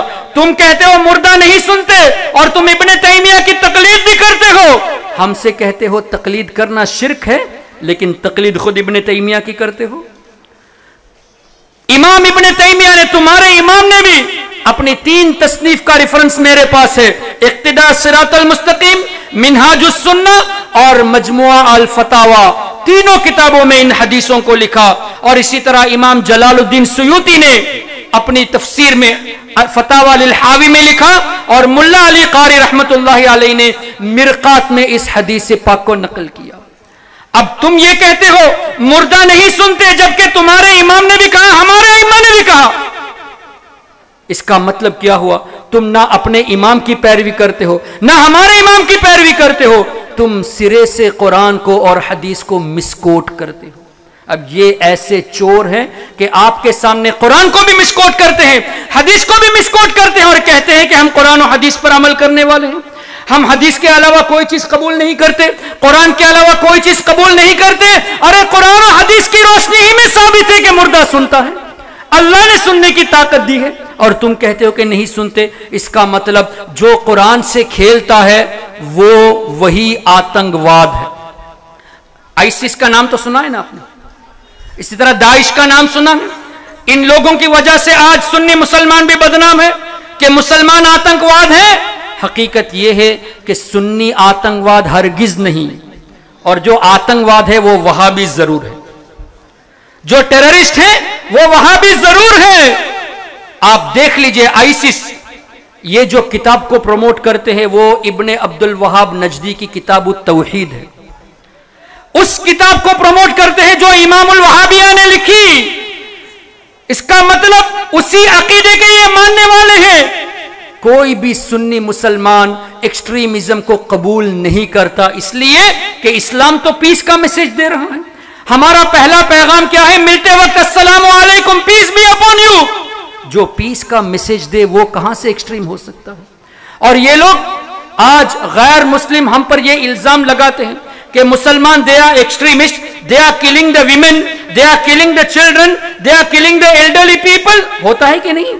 آج چند دن پہلے آپ نے دیکھا ہوگا آئیسس کا ایک ممبر اپنی سگی ماں کو روڈ پہ شوٹ کیا یہ کہہ کے کہ میری ماں نے مجھے آئیسس میں داخل ہونے اس کے ساتھ ملنے سے منع کیا. ماں کو روڈ پہ جا کے شوٹ کیا اور یہ کہتے ہیں کہ ہم پکے مسلمان، جو ہمارے عقیدے پہ نہیں وہ مشرک ہے، ان کو قتل کیا جائے. جبکہ قرآن اور حدیث سے یہ ثابت ہے جہاد بھی جب ہو جس سے مقابلہ ہے اسی سے مقابلہ. جہاد کے دوران عورتوں کو مارنے کا حکم نہیں، بچوں کو مارنے کا حکم نہیں، بوڑھوں کو مارنے کا حکم نہیں، لیکن یہ راستے میں جو بھی نظر آتے ہیں سب کو مارتے جا رہے ہیں. تو قرآن کے خلاف یہ جاتے ہیں اور دنیا کو یہ دکھاتے ہیں کہ اسلام یہ سکھاتا ہے. یہ ایکسٹریمسٹ یہ اسلام کو بدنام کرنے والے ہیں اور یہی دراصل وہاں بھی عقائد والے ہیں. سنی ہرگز ایکسٹریمزم نہیں ہے اور جو ایکسٹریمسٹ ہے وہ وہاں بھی ضرور ہوگا. اور آگے بڑھتے ہیں. اللہ تبارک و تعالی نے سننے کی بھی طاقت دی، جواب دینے کی بھی طاقت دی اور مردوں کو دعا کرنے کی بھی طاقت دی ہے. ہمارے مردے ہمارے رشتہ دار ہمارے لیے دعائیں کرتے ہیں. کیا آپ کی سمجھ میں یہ بات آتی ہے کہ کیسے ہو سکتا ہے کہ آپ کے ماں باپ آپ کے رشتہ دار آپ کے لیے قبر میں رہ کے دعا کریں؟ کنفیوژن والی بات ہے نا. How is it possible that my parents are praying for me? حدیث پاک میں ہے حضور علیہ الصلوۃ والسلام نے ارشاد فرمایا ان اعمالکم تعرض علی اقاربکم وعشائرکم فی قبورہم او کما قال. تمہارے جو رشتے دار ہیں، تمہارے جو اقربا ہیں، اپنی قبروں میں، ان کی قبروں میں تمہارے اعمال ان کو پہنچائے جاتے ہیں. Your deeds are presented in the graves of your parents and your relatives. صرف اتنا ہی نہیں، تمہارے نیک اعمال کو دیکھتے ہیں تو وہ خوش ہوتے ہیں، تمہارے گناہوں کو دیکھ کر وہ رنجیدہ ہوتے ہیں. اعلیٰ حضرت امام اہل سنت مجدد دین و ملت مولانا شاہ احمد رضا خان فاضل بریلوی رضی اللہ تبارک و تعالیٰ عنہ نے اپنی ایک کتاب حقوق الوالدین میں بھی اس حدیث پاک کو نقل فرمایا اور آگے یہ بھی لکھا حدیث پاک کی روشنی میں کہ اپنے ماں باپ جو انتقال کر چکے اپنے گناہوں سے ان کو تکلیف مت دو، اس لیے کہ قبر میں ان تک اعمال پہنچائے جاتے ہیں، نیک اعمال دیکھ کر خوش ہوتے ہیں، گناہوں کو دیکھ کر رنجیدہ ہوتے ہیں، ان کو رنجیدہ مت کرو.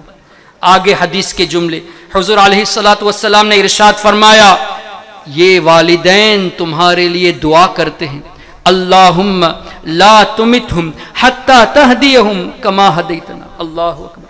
یا اللہ جب تک ان کو تو ہدایت نہ دے موت نہ دینا. کتنی پیاری دعا. کون دعا کرتا ہے؟ والدین اور رشتہ دار. دعا بھی کیسی؟ ایمان کی حفاظت کی دعا. ایمان سے بڑھ کر کوئی چیز نہیں. اللہم لا تمتہم، یا اللہ انہیں موت نہ دینا، حتی تہدیہم جب تک یا اللہ تو انہیں ہدایت نہ دے. ارے تمہارے ماں باپ تمہارے لیے قبر میں رہ کے ایمان کی دعائیں دیتے ہیں.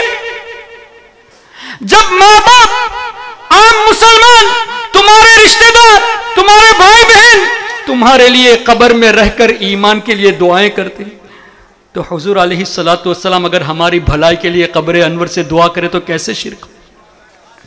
تم کہتے ہو کہ غوث اعظم ہمارے لیے دعائیں نہیں کر سکتے، تم کہتے ہو غریب نواز سے التجا کرنا یہ شرک ہے، وہ ہمارے لیے دعا نہیں کر سکتے، سن نہیں سکتے.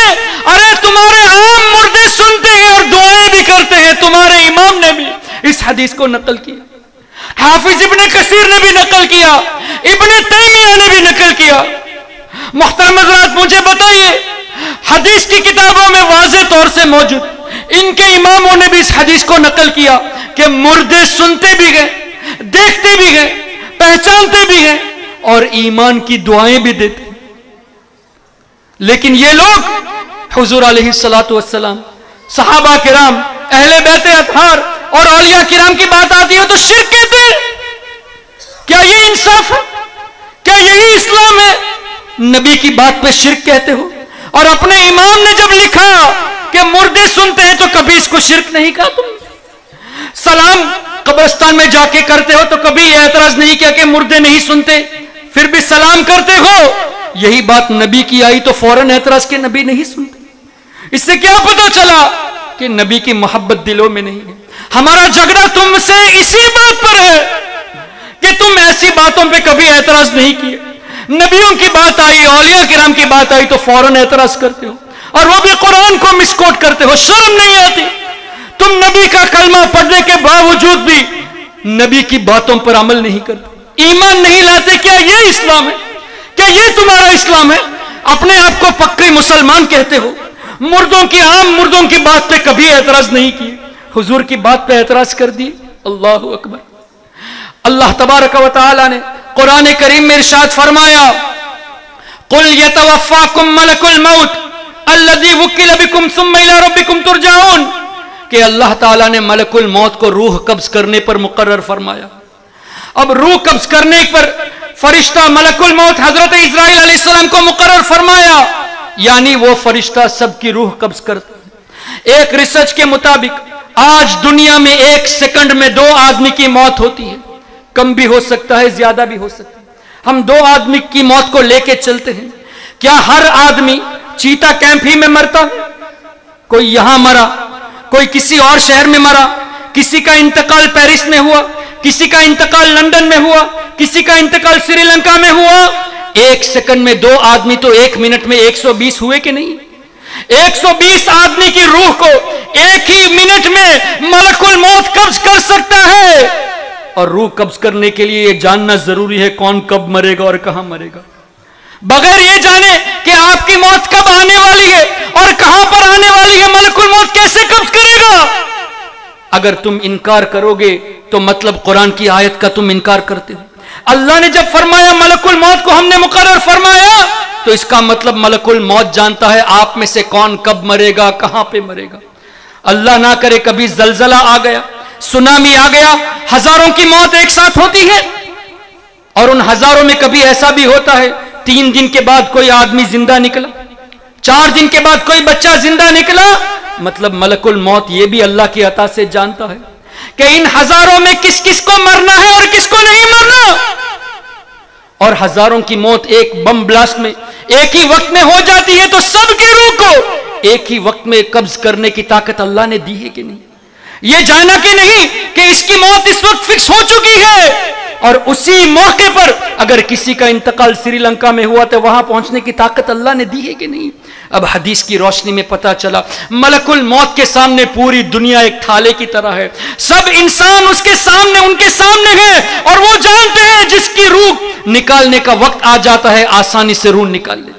کیا کبھی کسی وہابی نے اعتراض کیا کہ یہ کیسے ممکن ہے کہ ملک الموت جان لے کون کب مرے گا, کہاں مرے گا, جبکہ اللہ نے ارشاد فرمایا وما تدری نفس بأی مرض تموت, کوئی شخص یہ نہیں جانتا کہ کون کب مرے گا, کل کون کیا کرنے والا ہے. جب ہم یہ کہتے ہیں کہ حضور علیہ الصلوۃ والسلام جانتے ہیں کل کون کیا کرے گا, کون کب مرے گا, تو فوراً یہ آیت پیش کرتے ہو کہ اللہ نے فرمایا کہ اللہ کے سوا کوئی نہیں جانتا. یہی بات ملک الموت کی آئی تو کوئی اعتراض نہیں کیا. ملک الموت حاضر و ناظر ہوا کہ نہیں؟ ایک ہی وقت میں سب کو دیکھتا بھی ہے, ہر جگہ سے روح قبض کرنے کی قدرت بھی اللہ کی عطا سے رکھتا ہے. کسی وہابی نے اعتراض نہیں کیا. کیسے انسان ہو؟ نبی کے خادم, فرشتے انبیاء کرام کے خادم ہوتے ہیں, خادم کی طاقت کو مانتے ہو, مخدوم کی طاقت کو نہیں مانتے. کیسے مسلمان ہو؟ جب فرشتے کی بات آئی تو قرآن کی آیت کو پیش نہیں کیا تم نے, مخدوم کی بات آئی تو فوراً قرآن کی آیت کو پیش کر دیا. کیا یہی تمہارا کلمہ ہے؟ کیا یہی تمہارا اسلام ہے؟ کیسے تم اپنے آپ کو مسلمان کہتے ہو؟ خادم کی بات پہ کوئی اعتراض نہیں, انبیاء کرام کی بات آئی تو فوراً اعتراض. تب وہ قرآن کی آیت پیش کیوں نہیں کرتے فرشتوں کی بات پر؟ اب اللہ کی عطا سے فرشتہ جانتا ہے, اس کا مطلب ملک الموت حاضر و ناظر ہے، کوئی فتویٰ نہیں۔ یہی ہم نے جب کہا کہ حضور علیہ الصلوۃ والسلام حاضر و ناظر ہے تو فوراً شرک اور کفر کا فتویٰ، یہ کہاں کا انصاف ہے محترم حضرات؟ ہمارا ان سے جھگڑا ہی یہی ہے۔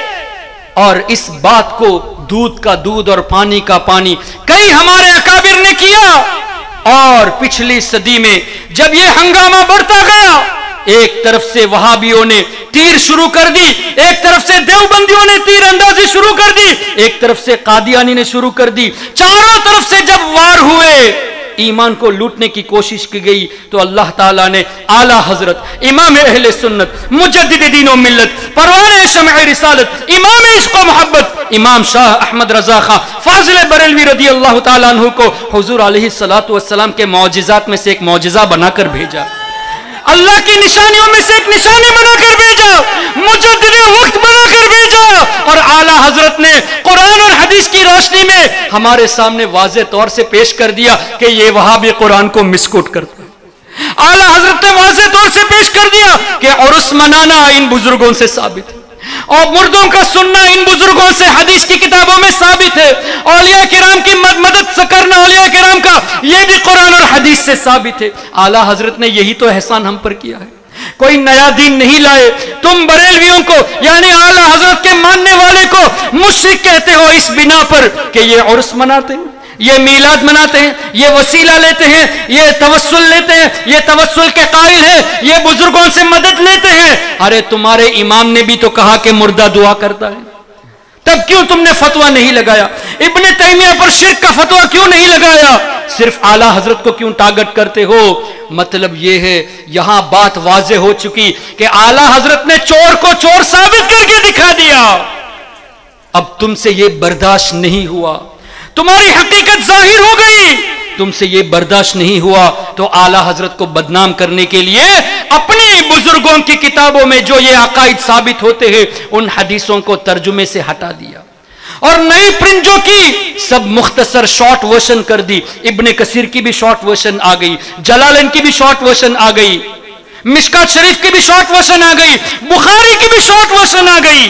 عقائد کے تعلق سے جو حدیثیں تھی سب کو نکال دیا، عوام کو دھوکہ دیتے ہو اور کہتے ہو کہ اعلیٰ حضرت یہ دین لائے۔ ارے اعلیٰ حضرت وہی دین لائے جو صحابہ کرام کا دین تھا، اعلیٰ حضرت نے الحمدللہ واضح کر کے دکھایا۔ یہی وجہ ہے کہ ہم اعلیٰ حضرت کا شکر ادا کرتے ہیں، احسان مانتے ہیں۔ کیوں؟ کسی نے اگر مصیبت میں آپ کی مدد کی یا آپ ڈوب رہے تھے، کسی نے ہاتھ دے کر آپ کی جان بچائی، مدد کرنے والا اللہ ہے لیکن اللہ نے اس کو ذریعہ بنایا، جان بچانے والا اللہ ہے لیکن اللہ نے اس کے ذریعے آپ کی جان بچائی۔ آپ یہ نہیں کہہ سکتے کہ اس کے ذریعے جان نہیں بچی، اس لیے کہ اللہ نے اس کے ذریعے تمہاری جان بچائی۔ تم ڈوب رہے تھے، آ کے ہاتھ دے دیا، اب تمہارے اوپر یہ ضروری ہے من لم یشکر الناس لم یشکر اللہ، جس نے اپنے مدد کرنے والے کا شکر ادا نہیں کیا اس نے اللہ کا شکر ادا نہیں کیا۔ جس نے جان بچائی، جس نے مصیبت میں تمہاری مدد کی، اس کا شکریہ ادا کرنا ضروری ہے۔ شکریہ ادا کرو گے تبھی اللہ کا شکر ادا کرنا ہوا۔ اور ایمان جان سے بھی بڑھ کر ہے، پریشانیوں سے بھی بڑھ کر ہے، پریشانی میں نجات سے بھی بڑھ کر اور جان سے بھی بڑھ کر ایمان ہے۔ امام احمد رضا نے ہمارا ایمان بچایا۔ یہی وجہ ہے کہ اعلیٰ حضرت کی تعریف ہم کرتے ہیں، مطلب شکرانے کے طور پہ ان کی نظر و نیاز کرتے ہیں۔ ان کے جو عقائد جو انہوں نے واضح کر کے دکھایا عوام کو، ہم اسی لیے پیش کرتے ہیں کہ عوام پہچانے یہ کوئی نیا دین نہیں بلکہ وہی بزرگوں کا دین ہے، وہی صراط مستقیم ہے جو غوث اعظم جس راستے پر تھے، غریب نواز جس راستے پر تھے، امام غزالی جس راستے پر تھے، شیخ شہاب الدین سہروردی جس راستے پر تھے، اہل بیت اطہار جس راستے پر تھے، صحابہ جس طریقے پر تھے، وہی طریقہ اعلیٰ حضرت نے واضح کر کے ہمارے سامنے پیش کر دیا۔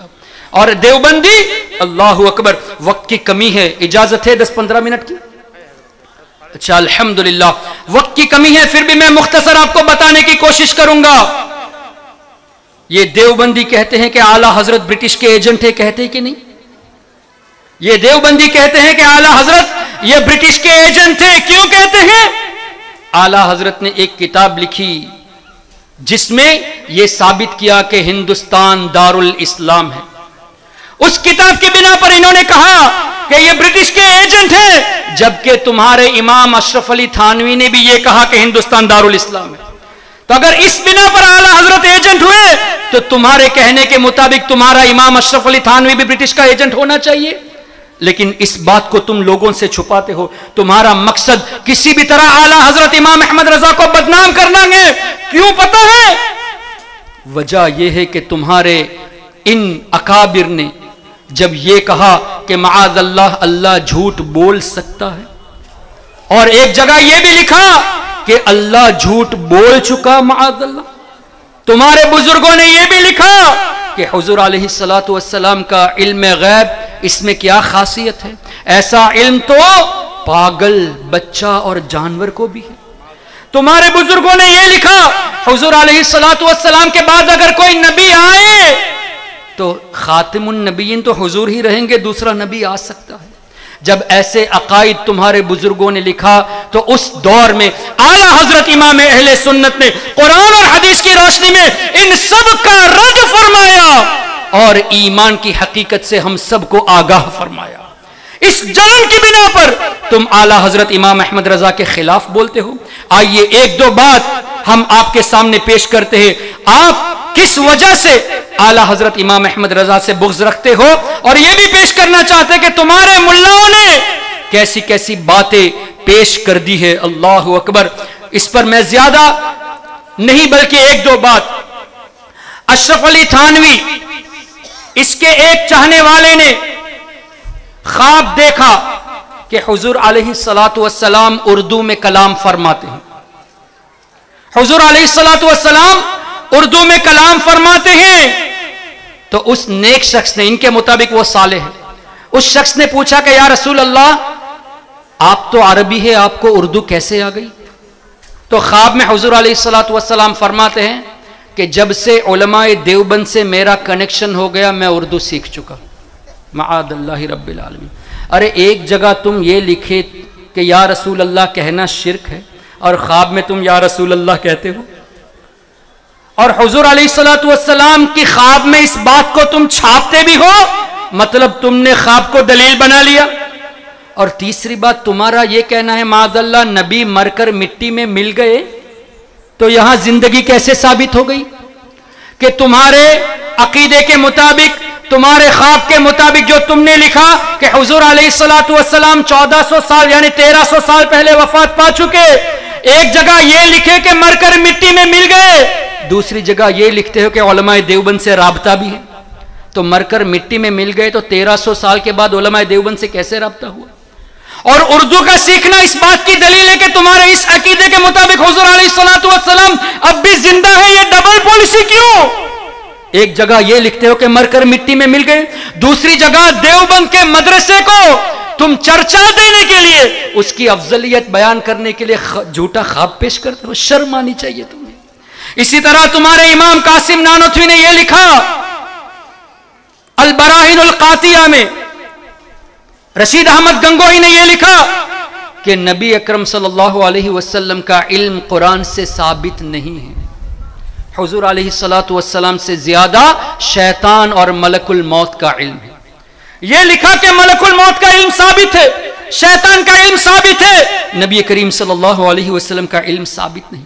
اس طرح کی باتیں جب تم نے لکھی تو امام احمد رضا کو اللہ تعالیٰ نے مجدد بنا کر بھیجا، اللہ کی نشانیوں میں سے ایک نشانی بنا کر بھیجا تاکہ لوگوں کی ایمان کی حفاظت ہو جائے. اور تم سے یہ برداشت نہیں ہو پایا. اور تم یہ بھی کہتے ہو کہ اشرف علی تھانوی نے جب علم غیب پر لکھا تو ان کا مقصد یہ نہیں تھا. تم تو کہتے ہو کہ نبی غیب نہیں جانتے، اشرف علی تھانوی کے دل میں کیا تھا تم کیسے جان لی؟ کہ ان کا مقصد یہ نہیں تھا، تمہیں کیسے پتا؟ قاسم نانوتوی نے جب یہ لکھا کہ حضور علیہ الصلوۃ والسلام کے بعد دوسرا نبی آ سکتا ہے تو قاسم نانوتوی کا مقصد یہ نہیں تھا کہنے کے لیے، تمہیں کیسے پتا اس کے دل میں کیا تھا؟ رشید احمد گنگوئی نے یہ جب لکھا کہ حضور علیہ الصلوۃ والسلام کے علم سے زیادہ ملک الموت اور شیطان کا علم ہے، تو اس کی تعویل کرتے ہو کہ نہیں ان کا یہ مقصد نہیں تھا. تمہیں کہاں سے پتا چل گیا؟ تم تو علم غیب کے منکر ہو. اچھا مان لیتے ہیں تم اگر یہ کہتے ہو کہ نہیں ان کا مقصد یہ نہیں تھا، مطلب تم اس عقیدے کے خلاف ہو. جب اس عقیدے کے خلاف ہو تو اس کتابوں کو چھاپتے کیوں؟ جب تم تعویل کرتے ہو مطلب you agree whatever they wrote is incorrect, that is wrong, their intention was not that, their intention was that. इसका पेश करना इस बात की दलील है कि तुम मानते हो उन्होंने जो लिखा गलत है, बल्कि हकीकत यह है कि हुजूर अलैहिस्सलातु वस्सलाम को इल्म है, यही मतलब हुआ ना। शैतान से ज्यादा नबी को इल्म है, यही मतलब हुआ। जब यही मतलब हुआ तो इस किताब को अब तक क्यों छापते हो, और वो भी तुम्हारे देवबंद से क्यों छापते हो? ये छापना इस बात की दलील है, तुम आवाम को कंफ्यूज करने के लिए ये कहते हो कि हम तो उसी अकीदे पे है जो सहाबा का अकीदा था, लेकिन हकीकत यह है आवाम को करीब करने के बाद तुम इन अकायद से उनको आगाह करते हो, तभी तो ये किताबें अब भी छापते हो। ये मुनाफिकत क्यों करते हो? ऐ उलमाए देवबंद, अगर कोई यहां तबलीगी जमात का शख्स मौजूद हो, आप अपने उलमा से जाके पूछिए, अगर ये गलत है तभी तो तावील करते हो, जब तावील करते हो मतलब गलत मानते हो, तो छापते क्यों हो? और जिन लोगों ने ऐसी गलती की उनकी किताबों को अब भी तुम्हारे दर्स में क्यों पेश करते हो? क्यों पेश करते हो? हमारा मुतालबा है, सीधी सी बात, हम तबलीगी जमात में आने को तैयार है, लेकिन एक कंडीशन है, हम तुम्हारे साथ काम करने को तैयार है विथ वन कंडीशन, मौलवी इलियास कांदेलवी की किताब को बंद करो, अशरफ अली थानवी की जितनी भी तफासिर किताबें हैं सबको बंद करो, आओ इमाम गजाली की किताब पढ़ाओ, हम भी पढ़ेंगे तुम भी पढ़ो, गौसे आजम की किताब को पढ़ाओ, उससे तालीम दो, उससे तरबियत दो, हम भी पढ़ेंगे तुम भी पढ़ो। इसलिए कि इमाम गजाली और गौसे आजम और इमाम अब्दुल वहाब शारानी जैसे बुजुर्गों की किताबों को लाओगे तो अकीदा तो वही है जो हमारा अकीदा है अल्हम्दुलिल्लाह, लेकिन तुम ऐसा नहीं करोगे, इसलिए कि ये तुम्हारी मुनाफिकत है। तुम चाहते ही यही हो कि फितना हो, तुम एक तरफ कहते हो कि हम यूनाइट होना चाहते हैं, हम यूनिटी चाहते हैं, जब यूनिटी चाहते हो तो इख्तलाफ वाले बुजुर्गों की, तुम्हारे इन बुजुर्गों की बातों को क्यों लाते हो? तुम यूनिटी चाहते हो, हम भी यूनिटी चाहते हैं, इख्तिलाफ शुरू तुमने किया, इल्म गैब पर एतराज तुम्ही ने शुरू किया, हाजिर और नाजिर पर एतराज तुम्ही ने शुरू किया, मुर्दे के ना सुनने पर एतराज तुम्ही ने शुरू किया। आओ सच्चे दिल से तौबा करके सुन्नी बन जाओ, हम सब एक हो जाएंगे। लेकिन ऐसा नहीं होगा, ऐसा इसलिए नहीं होगा कि मेरे आका सल्लल्लाहु अलैहि वसल्लम ने इरशाद फरमाया 73 फिरके होंगे, तो होना ही है, 72 को जहन्नम में जाना है तो जाना ही है। अब चूंकि 72 को जहन्नम में जाना है, इसलिए कुछ लोग इसमें से तौबा करके वापस नहीं आएंगे। इसलिए हमारा मुतालबा उन आवाम से है, उन कंफ्यूज माइंडेड पीपल से है कि आप ये बातें उनके सामने पेश करें, उनसे जवाब ले। अगर ये जवाब ना दे, अगर ये डिप्लोमेसी इस्तेमाल करे, ये ऐसी पॉलिटिक्स वाली बातें इस्तेमाल करे, तो समझ लेना ये चोर है ईमान के। और अभी से आप अपने आम ईमान को बचाकर अपने बुजुर्गों की बारगाह में आ जाइए, उलमा अहले सुन्नत से अकीदे अहले सुन्नत सीखिए, इंशाअल्लाह आपका ईमान बच जाएगा। और अगर आज आपने इस पर मेहनत नहीं की तो अल्लाह ना करे कल कोई ऐसा मौका आ जाए कि आप जैसे अपने बाप दादा को मुशरिक कहते हो, आपका बेटा भी आपको मुशरिक कहेगा। इसलिए मेरे मुहतरम बुजुर्गों और दोस्तों, अभी से अकायदे अहले सुन्नत पढ़ने की भरपूर कोशिश कीजिए और अभी से वक्त दीजिए। डोंट से कि यार अभी तो हमारे बच्चे छोटे हैं, जब बड़े होंगे तो सीख लेंगे। नहीं मुहतरम, हुजूर अलैहिस्सलातु वस्सलाम ने फरमाया अपने बच्चों को 3 चीज़ें सिखाओ। सबसे पहली बात जो फरमाई, हुब्ब नबीयकुम, अपने नबी की मोहब्बत सिखाओ। उसके बाद फरमाया अहले बैत की मोहब्बत, उसके बाद फरमाया कुरान की मोहब्बत, तिलावत कुरान। हुजूर अलैहिस्सलातु वस्सलाम ने बच्चों ही को सबसे पहले नबी की मोहब्बत सिखाने को फरमाया।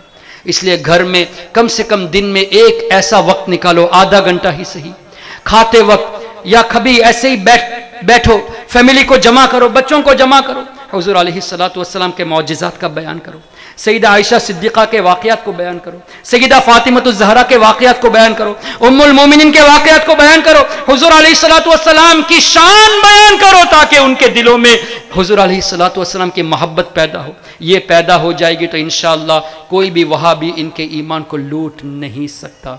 अल्लाह तबारक व तआला हमारे ईमान और अक़ीदे की हिफाजत फरमाए। चूँकि ऑर्डर आ चुका ख़त्म करने का, मैं बस 2 जुमलों के बाद ख़त्म करता हूँ। मैंने जो ये कहा कि हुजूर अलैहिस्सलातु वस्सलाम के ताल्लुक़ से ये कहते हैं कि नबी दुआ नहीं कर सकते, वली दुआ नहीं कर सकते, तुम्हारे इमाम ने लिखा वक़ुल अमलू फसयरल्लाहु अमलकुम व रसूलुहु, सूरह तौबा आयत नंबर 105 गालिबन, कि तुम्हारे वालिदैन तुम्हारे लिए दुआ करते हैं, वो भी ईमान की दुआ। جب والدین سے ایمان کی دعا ثابت ہے تو حضور علیہ الصلاۃ والسلام اپنی قبر انور میں رہ کر ہم غلاموں کے لیے دعائیں کرے تو اس میں کون سا شرک اور بدعت ہو گیا؟ تم اس کو مانتے ہو، اس کو نہیں مانتے، مطلب تمہارا ایمان نہیں ہے، تم چور ہو، تمہارے دل میں ایمان نہیں ہے۔ اس لیے ہم دعوت دیتے ہیں اے کنفیوز مائنڈڈ پیپل، جو اب تک کنفیوز ہو چکے کہ یہ صحیح ہے کہ وہ صحیح ہے، آئیے سامنے بیٹھ کے ڈسکس کیجئے، انشاءاللہ ہمارے علماء آپ کو تشفی بخش جواب دیں گے، اور ان سے بھی جا کے یہ آبجیکشنز ریز کیجئے۔ جواب نہیں دے پائیں گے، جواب نہ دے تو سمجھ لینا یہ ایمان کے چور ہیں اور ہمیں ایمان کی حفاظت کرنی ہے۔ وآخر دعوانا الحمدللہ رب العالمین، سبحانک اللہم وبحمدک اشہد ان لا الہ الا انت استغفرک واتوب الیک۔ السلام علیکم ورحمۃ اللہ۔